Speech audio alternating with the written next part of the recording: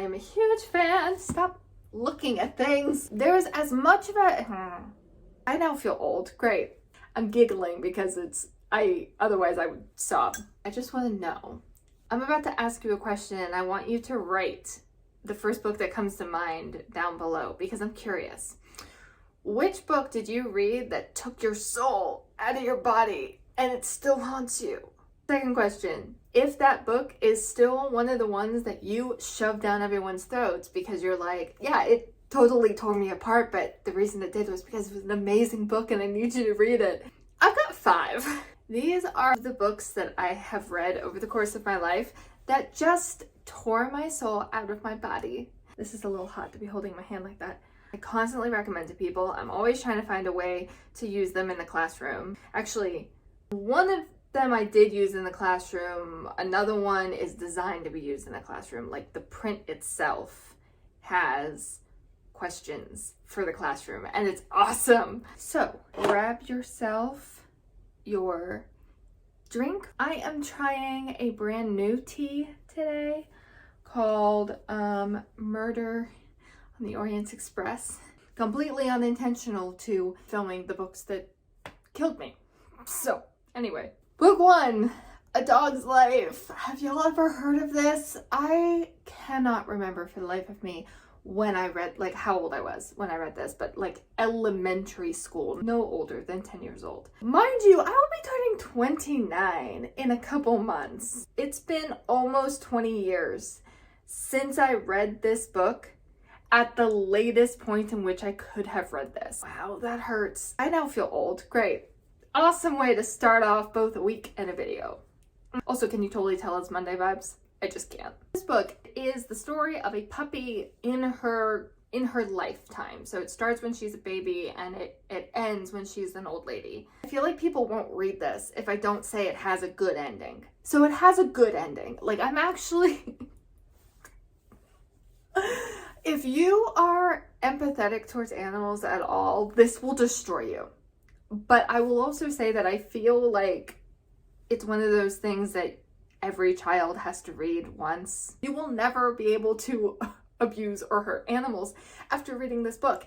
It's impossible. You can't not feel something sad when you read this book. And it's sad in the way that you're like, oh my God, she deserves so much better. Like it's a puppy. It's a great way to start off, but I just had to get that one out of the way because admittedly I have not read it in 20 years, but obviously it still holds great, deep emotional weight on my life. I think about it unfortunately all the time. As a teacher, I want so desperately to be able to put this in my classroom somewhere, but I would have to reread it again. I just don't know if I have the strength to read it again. I really do recommend this one, especially for a child. Book 2, I also don't have with me, but that is because I lent it to my grandmother to read, and I think she still has it. Or I've lent it out to someone else. It's this one, Before We Were Yours by Lisa Wingate. If you have not heard about this book, this one is actually, it is fiction, but it is a fictional retelling of actual historical events. And actually the author has a nonfiction version of essentially this book where it's all of the real life stories that influence the creation of Before We Were Yours. I have not read that yet. It is on my list, but in the case of all of these, I had to like heal from after reading them. Before and After is still on my list to read. I would actually like to use this book specifically in my classroom. Like it's just, first of all, it's really well written, but second of all, it's a really poignant story. If I could get some of the real stories from Before and After too, I mean, that's just a win. Before We Were Yours is all about the Tennessee Children's Home Society. If you do not know what the TCHS is, I really do recommend a Google search. I'll link some information down below. Peruse at your own risk. The TCHS was an actual adoption company in the first half of the 20th century by a woman named Georgia Tann. And I guess I just didn't know prior to this book how recent adoption really is. So anyway, Georgia Tann, she founded the Tennessee Children's Home Society, which its main purpose was to rehome orphan children to well-off families so that the kids could have a good life. That was their pitch. The real truth of it was basically a child human trafficking ring. They had not just been finding orphans, they had been literally kidnapping them. I mean, yes, I'm sure some of them were actual orphans, but the grand majority of them were kidnapped from low-income families along the Mississippi River, for example, at least in this book, depending on how old they were when they came in, brainwashed and or abused and tortured into submission. Changed their names, changed their appearance, all the things, separated siblings, and then rehomed them. So, this novel follows 2 points of view. First of all, Rill, the oldest daughter of a set of, I think, 5 or 6 siblings who are kidnapped and taken on this journey by the TCHS. The second narrator is a modern day lawyer, I think, named Avery, who is looking into her grandmother's history because the woman has dementia. I think Rill is 9 at the beginning of the book. Feels deep responsibility for her siblings, especially after they are taken from their family and then separated and adopted out, and one goes missing, and can't even imagine what that would be like. I was gonna say there's as much of a happy ending to this book as you can, and that is true. It resolves, unlike any other historical you might ever read, because the historical narrator was 9. Actually really well designed, because the beauty of Avery's chapters is that it introduces characters, it gives new context, and it helps you understand mysterious things that happened in Rill's chapters, because again, Rill's like 9. She doesn't realize that when one sibling goes missing, she doesn't really realize what happened to that sibling. She just kind of knows that it was another sibling that got taken away through whatever branch of TCHS, but as an adult who's read Avery's chapter and or possibly done some Googling of her own, especially in like an honors class, I would be tempted to use this book. This is a twisted book in which to use this adjective, but it's actually really wholesome in a really unexpected way. You spend the entire book trying to decide whether or not these 2 narrators are related in whatever way. I was wrong. Let's just put it like that. Number 3, let's go to fantasy. This book is so not better. I have this one with me. This is Heartless, and you can tell how much I use this book because it's not even white anymore. You might have heard Book talk about this book before. I know at least Carrie can read, said she didn't understand the process of the book, but she also didn't know this thing. Like, it surprised her at the end. And that seems to be a common consensus when people don't have this spoiler that England put on the front cover. The book loses something. So I'm going to give it to you. If you want to skip this spoiler, you can go to this time right now. But if you want it, here it is. This is the origin story of the Queen of Hearts. I'm going to cover this front part now for people who didn't want it. I'll put up like the American cover. It's an Alice in Wonderland prequel. So it's about the characters already in Wonderland way before Alice arrives. If you are an Alice in Wonderland fan, seen all the movies and all the spin-offs or whatever, this is going to be your jam, because that is me. Ironically, I had never read the original Lewis Carroll novel until after reading this. I actually taught that when I was in Korea. Stuff in this was just it all fell into place. That extra bit fell into place when I was reading the original, but it didn't matter at all that I didn't know who those characters connected to in this one. If you knew the original book, it would just add like that little extra flavor to the story while you were reading it, as opposed to after for me. This story follows Kath, who is a baker in the Kingdom of Hearts, and all she wants in life is to be a baker with her best friend Marianne. She is the daughter of a Marquess, so she is expected to marry into class, and her mother is very pushy. And Kath ends up engaged to the King of Hearts. I mean, honestly, he reminds me of the Sultan from Aladdin. Like, he's so childish and just useless overall.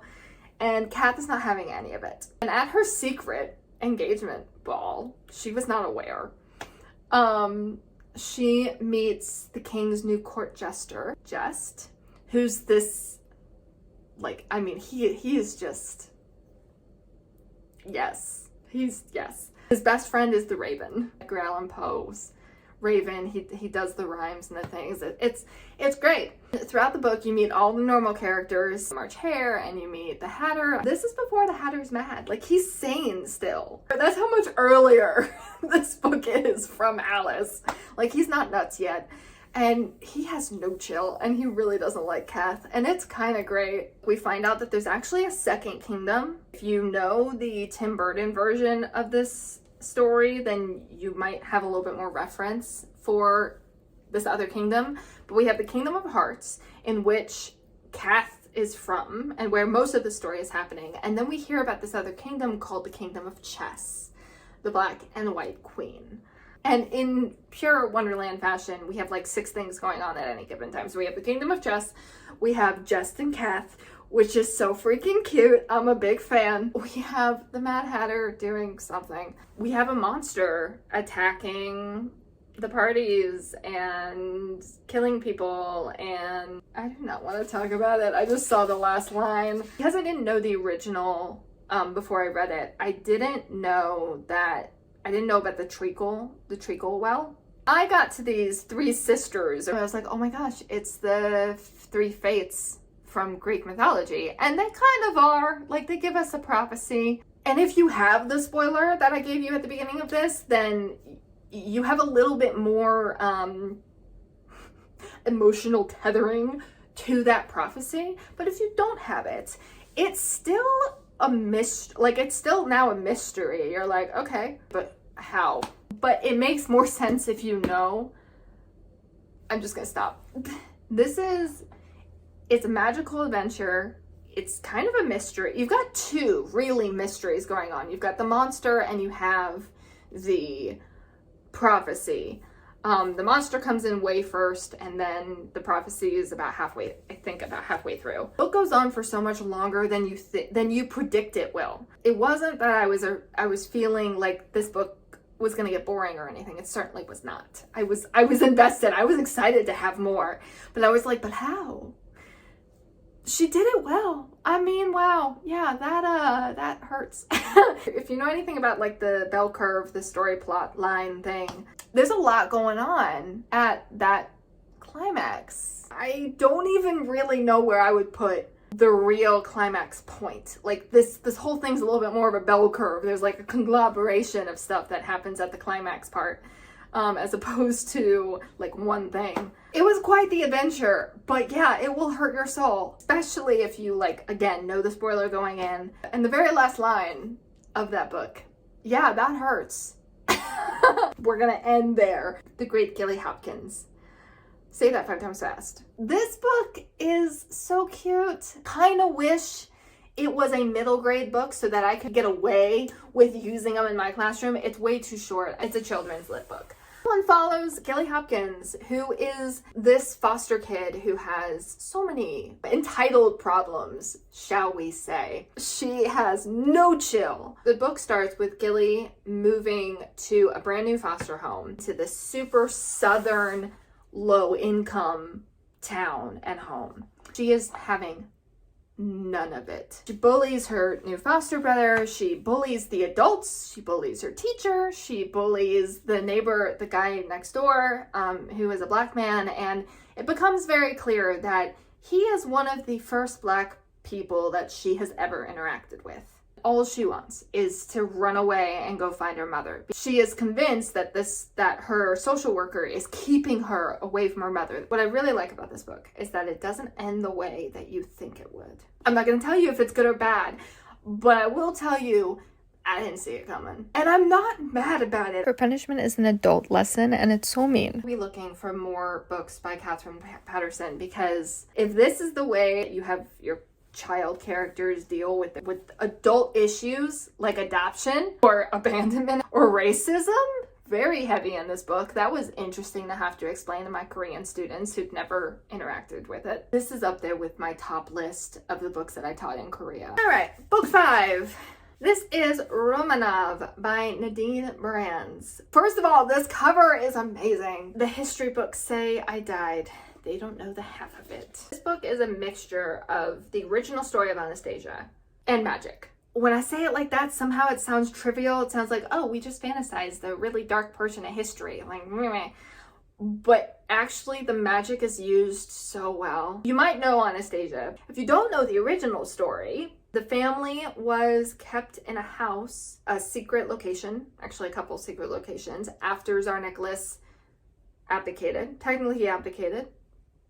Personally feels like he was chased out, but whatever. They were kept under lock and key by the Red Army, also known as the Bolsheviks, which is a word I had never heard until this book, which hurts my inner teacher soul. July, about 2 years later, a family was taken down to the basement of whatever house they were in and shot and killed. The worst part of that story to me is over the course of their imprisonment, it had always kind of been assumed that after the trial, the family would be allowed to go live out their lives, the rest in exile, somewhere in Siberia. So the girls had sewn jewels into their corsets to hide them and have them to sell for money and such later.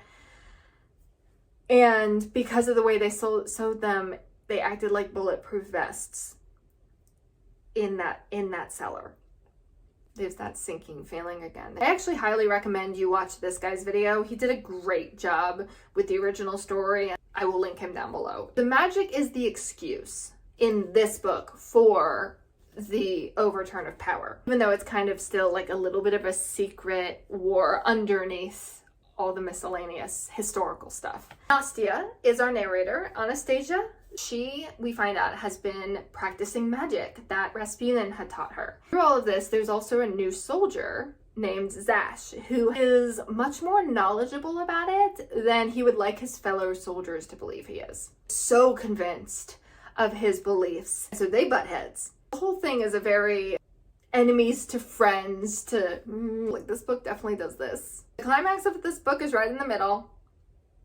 It is the assassination of the family. Zash started developed being protective of Nastya and even her siblings, despite there being very real consequences to that friendship. At the point of them getting moved down into the cellar, Zash turns to Nastya, and there's a line in here somewhere. He says, "If you have a spell, you better use it right now." I'm gonna read just a smidgen of the teaser thing here. Nastya has only dabbled in magic, but it doesn't frighten her half as much as her growing attraction to Zash. She likes him. She thinks he might even like her. That is until she's on one side of a firing squad and he's on the other. That's the middle. Like, the magic hasn't even become important yet. The rest of the book becomes about trying to find the creator of those spells. I said with the Heartless book that it felt like it could have wrapped up at any point, but it just kept going, and I was so excited about it. This book had the opposite thing. This ending just kept getting closer and closer and closer, and I was like, I feel like this is in the middle. You can't wrap this up. I really thought we were gonna get a whole nother climax thing, and we didn't, and I'm not mad about it. I can't talk anymore because I'm gonna spoil. It physically hurts because so much of it was historically accurate. I am now obsessed with this author. She actually has a new book out right now called Fox, the 5th of November. I don't know the poem, but that is next. On that much better note than all the pain, please do subscribe. I am posting every week. Next week's really exciting because I have our very first lesson breakdown for a book. I wonder if I can do like a little teaser of a cover. That will be going up next Thursday, so please make sure to subscribe and turn on the notification bell so that you do not miss it. And also a thumbs up is very helpful. I will see you guys next time with I was gonna say a happier book. I don't know if it's a happier book. We'll just have to see. Bye. 'Cause I got the system of favorite things. You could be the part where it all begins. You could be the first and the second and the third and the rest.